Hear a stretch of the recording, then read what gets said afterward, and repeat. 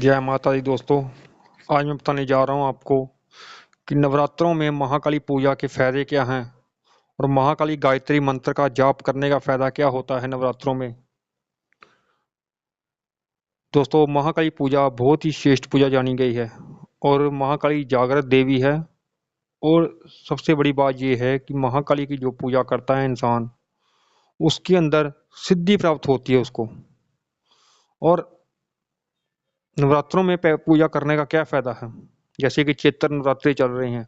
अगर आप एक दिन भी महाकाली गायत्री मंत्र का जाप कर लेते हैं तो आपके समस्त दुखों का नाश होता है। ये सारी जानकारी देने जा रहा हूँ आपको। इससे पहले आप चैनल को सब्सक्राइब और वीडियो को लाइक कर दीजिए। दोस्तों, नवरात्रों में महाकाली पूजा आपने कैसे करनी है।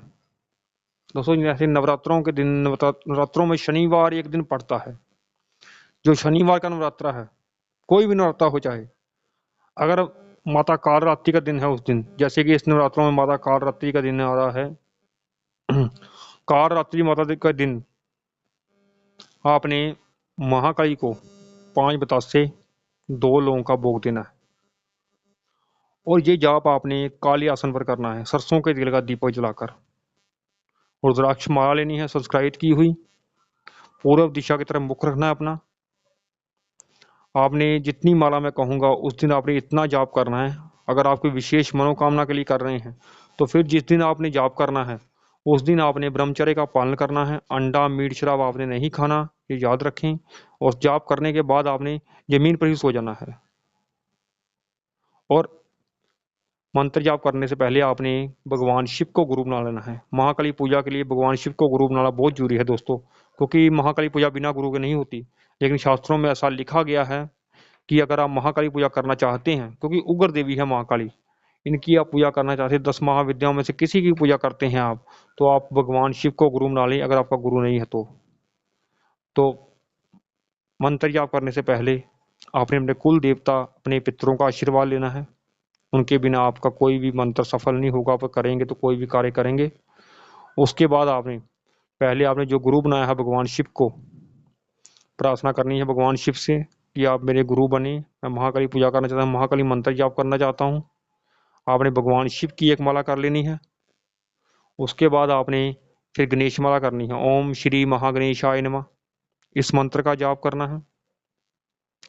और उसके बाद आपने फिर एक माला भगवान शिव की करनी है। दोस्तों, जो भोग देना है आपने थोड़ा सा बतासा तोड़कर आपने 2 लौंग अलग से रख देने हैं और कपूर और भोग देना है आपने, ये भी याद रखें। और महाकाली को अक्षत आपने देने हैं, अर्पित करें माता को। और अक्षत आपने कुमकुम से लाल कर देने हैं। कुमकुम भी आपने वही रख देना। एक श्रृंगार का पैकेट माता का 16 श्रृंगार, वो देना है आपने। और एक नारी रख सकते हैं आप, वो भी रख लें। और फिर आपने इस मंत्र का जाप करना है, महाकाली गायत्री मंत्र का। ओम कालिकाय च विद्महे शमशान वासनीय धीमहि तन्नो काली प्रचोदयात्। मंत्र आपकी स्क्रीन पर भी चल रहा है। ओम कालिकाय च विद्महे शमशान वासनीय धीमहि तन्नो काली प्रचोदयात्। मंत्र शुद्धता के साथ बोलना है आपने। और इस मंत्र की आपने 101 माला करनी है। 101 माला अगर आपने इस मंत्र की कर ली तो आपके अंदर महाकाली सिद्धि भी एक दिन में आ जाएगी। महाकाली गायत्री मंत्र बहुत ही उत्तम माना गया है नवरात्रों में, अगर आप कोई जाप करता है इस मंत्र का। और जो विधि मैंने बताई है, अगर आप उसी विधि से करते हैं फिर ही आपका कुछ बनेगा। ये नहीं कि आपको फल नहीं मिलेगा, लेकिन सिद्धि भी नहीं मिलेगी आपको, ना ही आपकी मनोकामना पूरी होगी अगर आपने विधि तोड़ी तो।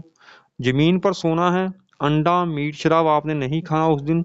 वैसे भी ये चीजें नवरात्रों में नहीं खाना चाहिए। ब्रह्मचर्य का पालन करना चाहिए नवरात्रों में। और कुछ ही पूछने के लिए आप मेरे से कमेंट में बात कर सकते हैं, क्योंकि कई बार मैं भी कुछ बताना भूल जाता हूँ, इसलिए आप कमेंट में पूछ सकते हैं मुझसे। जय महाकाली।